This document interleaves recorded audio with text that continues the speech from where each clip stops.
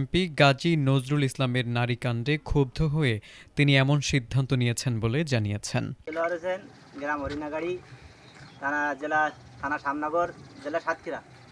আমি সাতক্ষীরা ৬ আসনে গাজী নজরুল ইসলামের অপকর্মের কারণে আমি এই দলটাকে অব্যাহতি দিয়ে আমি একজন কর্মী ছিলাম, কিন্তু সেদিকে বাদ দিয়ে আমি কোনো রাজনীতি করবো না বা কোনো দলের সমর্থন করবো না, এই জন্য দুধ দিয়ে গোল করছি।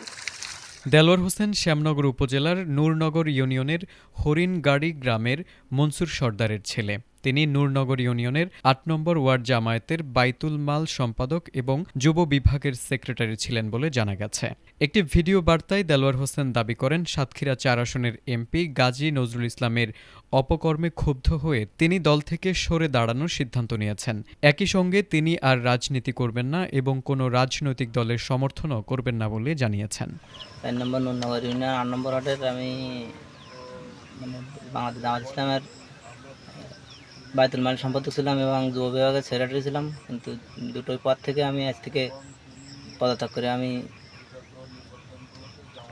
দুধ দিয়ে গোসল করে রাজনীতি থেকে অব্যাহত দিলাম।